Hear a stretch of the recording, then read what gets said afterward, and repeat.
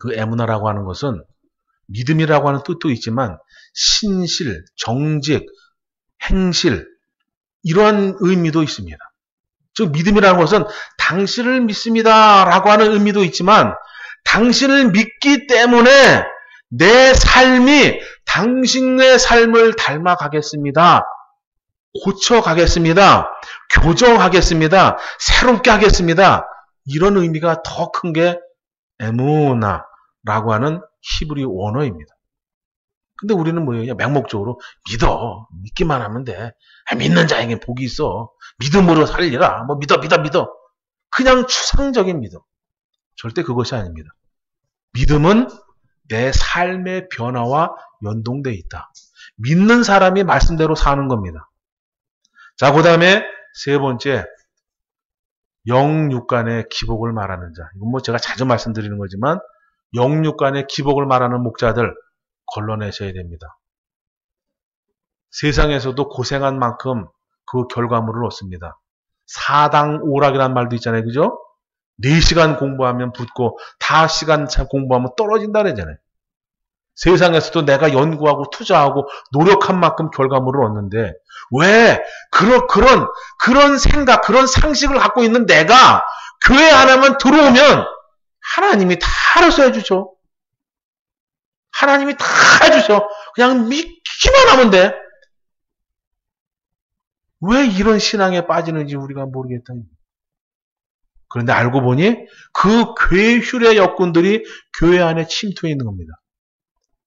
여러분들이 고린도전서와 고린도후서 이걸 잘 읽어보시면 사도 바울의 답답함을 느끼실 겁니다. 고린도 교회가 잘한 교회가 아닙니다. 고린도 교회가 본받을 만한 교회가 아니에요. 사고뭉치의 교회. 그래서 사도 바울이 답답하고 화가 치밀어 올라가지고 계속 뭐 아볼로를 보내고 뭐 누구를 보냅니다. 심지어는 직접 가는데도 만나주질 않아요, 바울을. 근데 그 짧은 시간에 사도 바울이 약간 1년 정도 그 고린도 교회를 비웠는데 그 1년 사이에 그들이 그렇게 사도 바울을 욕하고 변질된 겁니다. 왜 그런가 봤더니 이 교회 휴례역군들, 이 거짓 목자들이 교회 안에 침투해서 이상한 걸 가르쳐 놓고 간 거예요. 그게 지금 한국교회다, 한국교회. 우리 한국교회가 어려울 때 정말 하나님 앞에 기도하면서 나아가면서 말씀으로 또 하나님 앞에 하나님을 의지하고 하나님을 신뢰하고 하나님을 믿는 가운데 이렇게 빨리 부흥 성장을 한 것도 엄청난 일이지만 이거보다 더 빨리 부패하는 게 더 엄청난 일이다. 교회의 숫자가 적어지는 게 교회의 성도가 적어지는 게 문제가 아닙니다. 그나마 남아있는 성도 역시도 잘못된 신앙관에 섰다는 게 문제가 되는 거예요. 또 잘 진실한 믿음 가운데 달려가는 성도도 얘네들 때문에 자꾸 무너지는 게 문제가 되는 거예요. 신비주의, 싹군 목사에 속고 그 다음에 그냥 편하게 하나님이 다 알아서 해주셔. 믿기만 해. 이런 거짓 선동에 넘어가는 게 지금 한국교회를 망가뜨리고 내 신앙을 무너뜨리는 겁니다. 여러분 잘 깨달으셔야 됩니다. 제가 그러면 저를 버리시기 바랍니다. 그래야 저도 정신 버짓 차리고 내가 잘못했구나. 그리고 회개할 거 아닙니까? 여러분이 그냥 잘해도 흥, 못해도 흥 그러면 제가 망가지는 겁니다. 아멘을 안 하시네요. 자, 그 다음에 감정주의자가 또 교회 안에 들어가 있습니다. 감정주의자. 감정.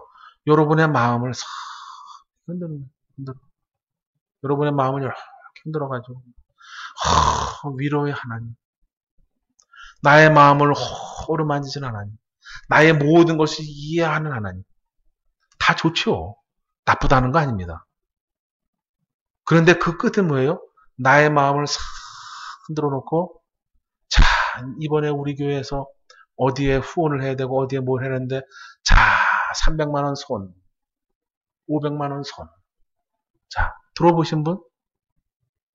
안 들어보셨습니까? 전 들어봤습니다. 들어봤어요. 분위기가 안 들으면 안 될 것 같은 분위기였고 또 참 강단에서 그것을 이야기하는 그분의 말씀을 들으면 그래 이게 썩어질 돈 이거 내가 가지고 있으면 뭐하나 주를 위해 써야지 이러고 그냥 탁 작정을 하고 손을 듭니다. 집사람한테 허락도 안 받고. 그럼 집에 가서 이제 대판 싸우는 거예요. 왜냐하면 집에 있는 분은 지각이 뛰어나고 세상을 딱 명철하게 현실 가운데 보는 분이거든요. 여러분, 감정에 속지 마십시오. 감정적으로 감성적으로 우리를 만나 주시기도 하지만 지나치면 안 된다는 거예요. 지나치면. 그리고 그 끝이 하나님을 바라보는 게 하는 게 아니라 그 끝이 내 지갑에 손이 가게 하는 거면 이건 잘못된 겁니다. 이해 가십니까? 자, 여러분, 헌금이라고 하는 것은 요구하고 강요하고 교육은 해야 되겠지만 요구하고 강요하고 시간을 만들어서 하는 게 아닙니다. 구약에 보면 어디 헌금을 그렇게 막 짜내듯이 낸 게 어디 있습니까? 다 하나님 뭐예요? 자원하는 마음으로 내래. 자원하는 마음으로. 감사하는 마음으로 내래. 이거예요. 그런데 어찌 그냥 교회는 그렇게 헌금 얘기를 많이 하는지 몰라요. 헌금을 많이 하는 것이 믿음의 척도이다라고 교육을 하기 때문에 그래요. 그죠? 근데 성도들도 스스로 그러잖아요. 헌금 많이 하면 어깨가 어떻게 돼요? 올라가고 헌금 못하면 믿음도 없는 게 저거 무슨 교회는 교회에 도움이나 될까 이러고 우리 스스로도 그렇게 비교 평가하고 주의 종이라 할 수도 없죠. 그래서 그 감정을 흔들어서 현혹시키는 거. 그 다음에 인본주의라는 게 있습니다. 인본주의. 자, 여러분, 인간이 인본주의를 갖는 건 마땅한 일입니다. 하지만 우리는 이 인본주의 위에 하나님의 말씀으로 신본주의를 가져야 되는 겁니다. 이해 가십니까? 라오디게아 교회가 바로 인본주의 교회입니다. 교회 안에서 하나님을 가르치고 하나님을 교육해서 이 인본주의 위에 신본주의를 갖게 해야 되는데 하나님 사랑이 사람 사랑이다. 홍익 인간이다. 인간을 널리 이롭게 해야 된다. 이게 하나님의 뜻이다. 이렇게 가르치면 아니 되는 겁니다. 우리 주님은 홍익 인간을 가르친 게 아니라 형제를 사랑하라 이렇게 가르친 겁니다. 말씀으로 하나님을 의지하여 형제를 사랑하라고 가르쳤지 인간을 이롭게 하라는 것이 아닙니다. 그 뜻은 참 좋은 것 같은데 이것을 조금만 바꿔놓거나 조금만 달리 해석하면 하나님보다 인간이 위에 서기 때문에 인본주의가 무섭다라고 하는 거예요. 어떨 때 그러느냐? 기도할 때 보면 나타납니다. 하나님은 우리에게 너희는 이렇게 기도하라 라고 말씀해 주시죠. 그러면 그 기도의 명을 받고 그렇게 기도하면 됩니다. 근데 우리는 뭐예요? 그걸 싹 잊어버리고 하나님 나 뭐 필요해요? 하나님 나 무슨 문제가 있어요? 안 들어줘요? 안 들어줘요? 금식합니다! 금식해요! 이러죠. 3일 금식, 일주일 금식, 21일 금식, 40일 금식. 그 이야기는 뭐예요? 우리 하나님이 떼쓰면 들어주는 하나님? 아니면 내가 명했으니 당신이 움직여라? 이게 바로 신본주의보다 우리 인본주의가 위에 올라설 때 나타나는 병폐입니다. 병. 우리는 그래서는 안 됩니다. 그렇다고 문제가 있을 때 어려움이 있을 때 기도하지 말라는 것이 아닙니다. 어떻게 기도하느냐? 그의 나라와 그의 의를 구하면 이 모든 것을 너희에게 더해줄게. 예를 들면 너희들 그런 거 기도하지 마. 너희들이 내 마음에 들면 내가 너희를 다 살피고 너희들에게 필요한 것을 그 때에 맞게 공급할 거야. 굳이 그 시간까지 하려면서 이거 달라고 저거 달라고 저거 해결해 달라고 하지 말라고. 내가 알아서 해줄게. 너희는 오직 믿음만 키워. 이렇게 말씀해 주시는데 이 쉬운 걸 이해 못하냐라는 거예요. 왜 그러냐? 우리는 뭔가를 자꾸 해야 그게 믿음인 것처럼 생각을 해서 그래. 뭔가를 자꾸 해야. 우리 바울이 얼마나 답답하면 야 1마디로 방언해봐야 깨달은 5마디 하는 것보다 못하다. 너 1만 마디 하려면 너 몇 시간 해야 돼. 근데 1분 하는 것보다 그게 안 돼. 상대가 안 돼.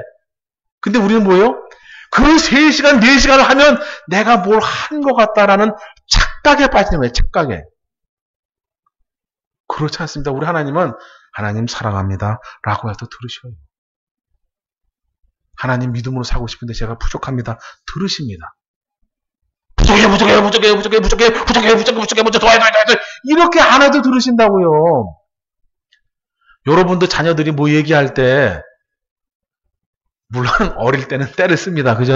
마트 가서 막 굴러다닙니다. 하지만 조금 크면 그 때 쓰는 일을 멈추지 않습니까? 엄마한테, 엄마, 나 요번에 시험 보는데, 요런 문제집이 좀 필요해. 엄마 좀 어려운 거 알지만, 좀 돈 좀 줄 수 있어? 그러면, 없지만, 알았어. 엄마가 요거 딴 데 쓸 건데 미리 땡겨서 줄게. 그러잖아요. 그죠?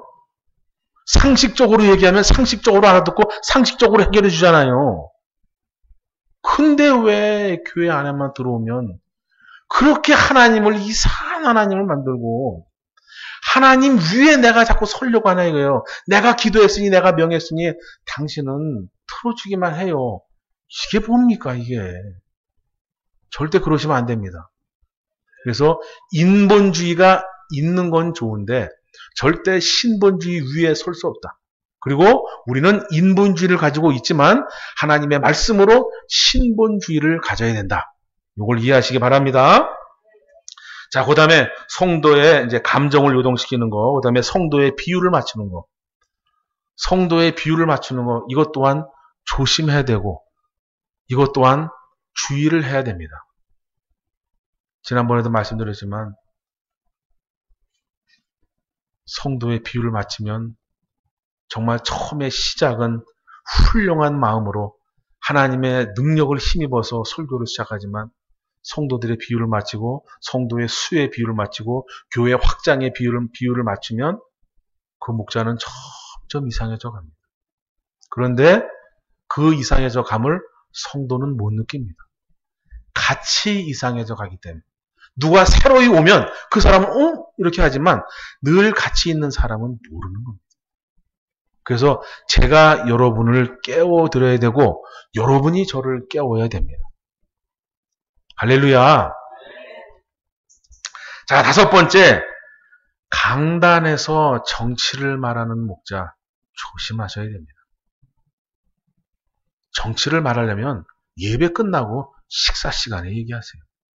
아니면 따로 만나서 차 한잔 마시면서 얘기하든지. 설교 시간에 강단에서 정치 얘기하고 사업 얘기하고 세상 얘기하고 이런 사람들 주의해야 됩니다. 여러분, 우리가 1시간을 설교를 듣습니까? 대략 20분, 30분, 40분 정도 설교를 듣습니까? 그것도 일주일에 한 번, 많아봐야 두세 번이지 않습니까? 그 짧은 시간, 우리 주님은 하나님의 말씀, 설교를 통해 듣는 하나님의 말씀을 양식이라고 표현해 주시는데 그 양식은 나는 일주일에 3시간도 채 먹지 않습니다. 근데 그 시간에 정치를 말하고 나라 걱정하고 애국 운동하고 사업 얘기하고 그게 맞겠습니까? 정치 얘기하면 예배 끝나고 하라고. 예배 끝나고. 애국운동 하려면 예배 끝나고 하라고요. 그거 하지 말라는 게 아니고 예배 끝나고. 왜 예배 시간에 강단에서 하냐 이거예요. 중요한 건 그거에 또 화답해서 우리 애국운동 합시다 라고 하는 손드는 성도도 똑같은 거고. 자, 여러분, 세상의 공무원들은 중립입니다. 우리 한국의 공무원들은 중립이에요. 내 개인적으로는 어떤 좌나 우나 있어도 절대 중립이라고 말을 합니다. 근데 왜 교회는 중립을 안 지킵니까? 네? 저도 개인적으로는 성경적 우파입니다. 개인적으로는. 하지만 성경적 우파를 뛰어넘어서 예수적 우파가 되기를 원하고 말씀에 의한 우파가 되기를 원하고 진실로 하나님의 말씀을 위배되는 것이라면 우파 좌파 가리지 않겠고 그래서 설교 시간에 강단에서 정치 얘기하고 사업 얘기하고 세상 얘기하고 이런 거 주의하시고 조심하셔야 됩니다. 여러분들의 마땅한 권리인 거예요. 여러분들이 요구하셔야 됩니다. 목사님, 나는 정치 얘기 들어본 거 아닙니다. 말씀 주세요, 말씀. 이렇게 요구하시고 이렇게 권리를 주장하셔야 됩니다. 그냥 알아서 주시겠지 뭐 이게 아니고 여러분의 영혼이 달린 문제예요. 여러분의 영혼이. 더 쉽게 말할까요? 여러분 헌금 내고 이 자리에 앉으신 거잖아요. 내가 투자한 만큼 뭘 얻어가셔야 될 거 아닙니까? 오랜만에 한번 써먹어봐야 되겠네. 아멘은 집에 가서 하실 거죠? 여러분, 여러분의 마땅한 권리입니다. 하나님의 말씀을 듣는 건 여러분의 마땅한 권리예요. 이건 당연히 요구하셔도 됩니다. 그 요구에 이상한 반응을 보이는 목자는 이상한 거예요. 저도 여러 가지 일을 하고 있지만 저의 첫 번째 직임은 목회입니다. 목양이에요, 목양. 여러분을 하나님의 말씀으로 먹이는 게 제가 첫 번째 일이에요. 다른 일도 하고 있지만 그 일 하면서도 제 머릿속에는 항상 야 이번 주에는 어떤 말씀을 줄까 어떤 걸 줄까 어떤 걸 깨우니까 항상 그것만 들어있어요. 몸은 가서 호미질하고 삽질하지만 제 머릿속엔 그게 들어가 있다 이거예요. 근데 그것을 여러분이 체크해 주셔야 된다고요. 아시겠죠? 그래서 강단에서 이상한 이야기하는 거 절대 조심하셔야 됩니다. 그리고 성경을 너무 지식적으로만 가르치는 것도 조심하셔야 돼요. 왜냐? 지식은 좋은 건데 지식만 가르치면 교만해집니다. 지식만 가르치면 교만해져요. 목사님 머리 꼭대기에 앉아 있으려고 그래요. 지가 최고인 줄 압니다. 그래서 교회는 성경을 통해서 지식을 가르치고 그 위에 지혜를 가르치고 그 위에 깨달음을 가르치고 그 위에 하나님의 말씀으로 변화된 삶을 가르쳐야 되는 거예요. 즉 지식 설교도 하지만 영적인 설교, 영해도 같이 해야 되는 거예요. 영해. 하나님의 말씀은 하나님은 영이십니다. 그 영을 문자로 하는 것이 이 성경 말씀입니다. 그렇기 때문에 이 말씀을 통해서 영의 하나님을 우리가 발견해야 되는 거예요. 근데 지식으로만 하면 머리가 돌이 됩니다. 딱딱해져요. 다른 사람이 뭘 하는 거 듣질 않아요. 이해 가십니까? 오직 내가 가진 것만 맞다 그러고 내 교회만 맞다 그러고 내가 깨달은 것만 맞다 그래요. 그렇지 않습니다. 저도 지금 신앙생활 30년 넘게 해오고 있지만 할 때마다 신앙생활 할 때마다 어느 곳에 머물 때마다 그곳이 전부이고 최고라고 생각했습니다. 그런데 시간이 갈수록 더 공부하고 더 연구할수록 야 내가 우물 안에 개구리였구나. 야 하나님의 말씀은 정말 무궁무진하구나. 또 나보다도 더 깊게 더 영해를 주는 분들도 있구나. 야 세상은 넓다. 하나님이 쓰시는 목자들은 많다. 드러나지 않을 뿐이에요. 지금 제가 쭉 나열한 이 사람들은 세상에 많이 드러나지만 진짜 오직 말씀, 오직 예수, 오직 하나님, 오직 성경만을 가르치는 사람들은 잘 안 드러나더라고요. 나타나지 않아요. 그래서 왜 그런 거 봤더니 그런 교회는 부흥이 안 돼. 그러니 교회가 세워졌다가도 금방 문을 닫는. 자, 그래서 제가 유튜브에도 올려야 되겠다. 그런 생각을 하는 겁니다. 자, 그래서 성경을 지식이 필요하긴 하지만 너무 지식만 가르치는 거 주의해야 됩니다. 이 지식을 영적으로 풀 수 있는 목자를 만나셔야 됩니다. 이 지식을 통해서 하나님을 말하는 목자를 여러분이 만나셔야 됩니다. 또 기도하셔야 돼요. 내 영이 달린, 영이라면 잘 이해하시가 내 목숨이 달린 문제입니다. 내 생명이 달린 문제예요. 내가 참 목자를 만나느냐, 지금 이런 거짓 사이비 싹군, 이런 이상한 유혹하는 자, 괴율하는 자, 이런 자를 만나느냐, 내 목숨이 달린 문제라고요.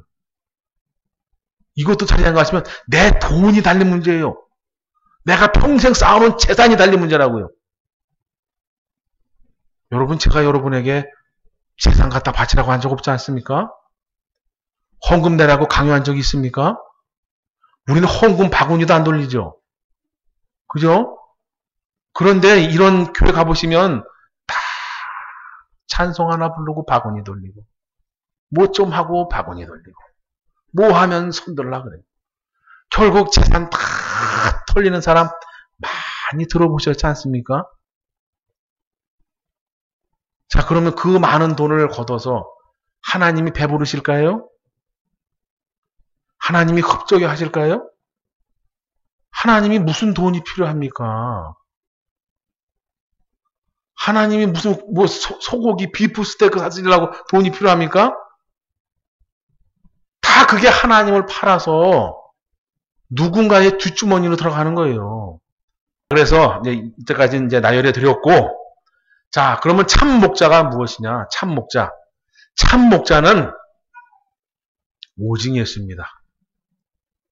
오직 예수, 오직 말씀, 오직 성경 안에서 지각 위에 뛰어난 하나님을 가르치는 자, 성도의 수에 연연하지 않는 자, 교회 부흥에 연연하지 않는 자, 성도들의 헌금에 연연하지 않는 자, 그러한 자가 참 목자입니다.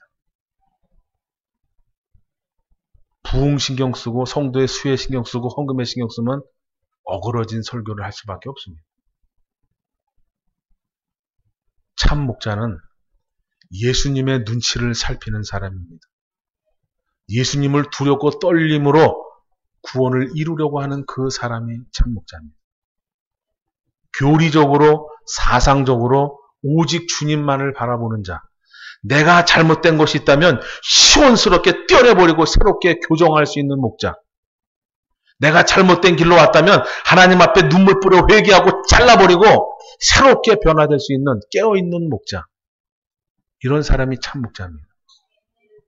그런 목자를 여러분이 기도하셔야 되고 저는 그런 목자가 되도록 노력하겠습니다. 그래서 참 목자는 진짜 별거 없습니다. 이런 사람처럼 막 보이거나 들리거나 이러지 않습니다. 그냥 오직 예수님만 가르치고 오직 예수님만 말하고 오직 은혜만 말하고 이것이 참 목자입니다. 막 명성이 있거나 영광이 있거나 드러나거나 막 뒤에서 무슨 후광이 비치고 이러지 않아요. 그냥 보통 사람입니다.